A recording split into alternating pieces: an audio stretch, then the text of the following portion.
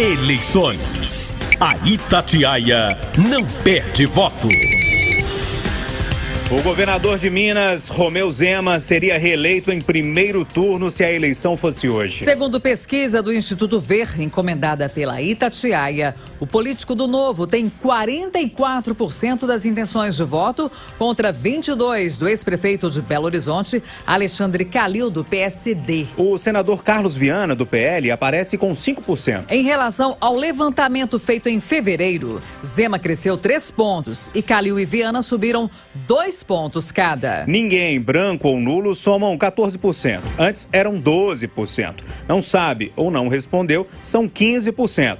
Na pesquisa anterior, eram 19%. O prefeito de Betim, Vitório Medioli, que tinha 3%, e Daniel Sucupira, do PT, que aparecia com 2% no levantamento de fevereiro, não foram incluídos na pesquisa deste mês. Em um eventual segundo turno entre Zema e Calil, o atual governador tem 48% contra 29% do ex-prefeito de Belo Horizonte. Se a disputa no segundo turno ficasse entre Zema e Viana, o candidato à reeleição também venceria com 55% das intenções de voto, contra 13% do senador. O Instituto Ver divulgou ainda o cenário entre Calil e Viana. Nessa configuração, o candidato do PSD vence o do PL por 38% a 17%. Na corrida para a vaga ao Senado, o deputado estadual Cleitinho, do PSC, aparece em primeiro lugar com 14%, seguido pelo deputado federal Reginaldo Lopes, do PT, com 10%. O atual senador por Minas, Alexandre da Silveira, do PSD, tem 5%. Os deputados federais Marcelo Álvaro Antônio, do PL, tem 4% e Marcelo Aro, do PP, 3%. Ninguém, branco e nulo, somam 25%. Não sabe e não respondeu são 39%. A pesquisa do Instituto Ver, encomendada pela Itatiaia, ouviu 1.500 pessoas entre os dias 14 e 17 deste mês. A margem de erro é de 2,5%. O levantamento está registrado no Tribunal Regional Eleitoral de Minas sob o número MG 05267/2022. Para analisar os números da nova pesquisa do Instituto Ver, encomendada pela Itatiaia, a gente conversa agora ao vivo aqui no estúdio com o cientista político Malco Camargos, que é responsável pela organização do levantamento. Professor, bom dia, seja bem-vindo mais uma vez. Bom dia, Júnior, bom dia, Kátia, bom dia, ouvintes da Itatiaia. Bom dia, professor Malco. Professor, para a gente começar, qual que é o principal destaque da pesquisa deste mês em relação a do mês de fevereiro? O que a gente consegue pensar aí? Nós temos que pensar que foram 2 meses muito difíceis para quem está no governo atualmente. Um conjunto de greves e muita pressão, pensando nos últimos dias que poderia ter uma negociação com mais ganhos para o servidor público. Muita pressão, muita greve e com tudo isso que aconteceu, a movimentação em relação à liderança do governador Zema continuou do mesmo tamanho. Zema tinha o dobro dos votos do Calil na pesquisa de fevereiro e continua tendo o dobro dos votos do Calil na pesquisa de abril. Ou seja, dá um amplo favoritismo do governador neste momento no qual a campanha se discute ainda em Minas Gerais. O grande risco é a nacionalização. O eleitor mineiro vai discutir na eleição de governador o que acontece em Minas ou o que acontece no Brasil. Se for o que acontece em Minas, o governador Zema tende a manter esta vantagem. Se for discutir em Minas o que acontece no Brasil, esse jogo pode mudar e favorecer Alexandre Calil. Ô, professor Malco, mas como que a gente pode explicar ainda essa manutenção dos percentuais do governador Romeu Zema? É mais em relação ao Calil, ainda aquele fato de o Calil ainda não ser muito conhecido em determinadas cidades, ser mais conhecido na região metropolitana. Qual que é a explicação para esse fenômeno no momento?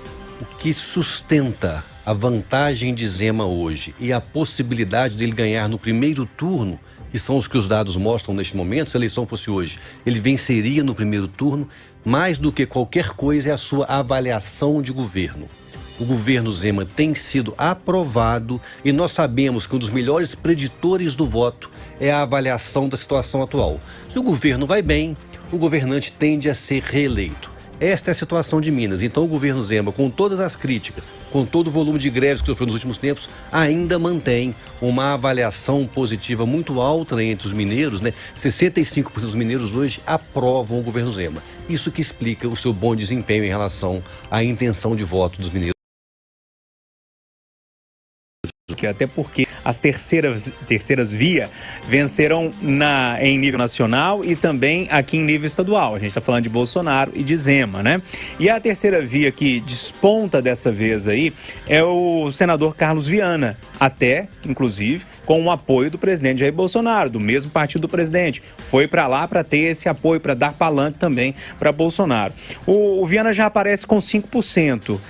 Há alguma chance de crescimento mais firme dessa terceira via? Essa terceira via pode incomodar a disputa polarizada ali entre Zema e Calil? Em 2018, a eleição era marcada por governantes mal avaliados. Fernando Pimentel tinha uma baixa avaliação do governo naquele momento, disputando a reeleição, e a Anastasia carregava o peso da crise em relação ao PSDB, as críticas em relação a Aécio naquele momento. Então o governo não queria o mineiro não queria nenhum nem outro. Esse é o cenário que fica mais fácil para a terceira via. Em 2022 o cenário é bem diferente. Calil foi um prefeito bem avaliado na capital e Romeu Zema é um governador bem avaliado no estado. Então isso diminui muito o espaço para a terceira via, o que dificulta muito o caminho que Viana tem que traçar nesse cenário. Ele conseguiu um bom atalho. Nós sabemos que Bolsonaro tem um certo apoio na capital e isso a gente sabe que dá um ganho para o Viana, mas ainda insuficiente para que ele entre no jogo com a força que a terceira via precisa de ter para ser um protagonista nessa disputa. Professor Mauro Camargos, branco, ninguém, nulo ou não sabe ou não respondeu, somam agora 29%. Antes, esse grupo representava 31%. Esse patamar deve cair nos próximos meses ou são pessoas que realmente não vão votar? Nas últimas eleições, a gente viu a abstenção em torno de 20%. Qual que é a sua avaliação? A gente pode esperar um envolvimento maior do eleitor ou não? Esse é um dado triste, né, Kátia? Porque quando as pessoas não participam, se negarem a fazer a escolha, né, votarem em ninguém, branco ou nulo, ou mesmo aqueles que se não envolvem e decidem apenas na última hora, mostra uma pouca responsabilidade do eleitor com o processo eleitoral. E falar em processo eleitoral é falar com a própria vida dele, uma vez que o desempenho dos governantes afetam diretamente a nossa vida. A tendência é do número de não sabe, não responder os indecisos diminuindo com o passar do tempo, mas infelizmente, aqueles que insistem em votar branco e nulo tendem a ficar constantes durante todo o pleito. São aqueles que desacreditaram da política.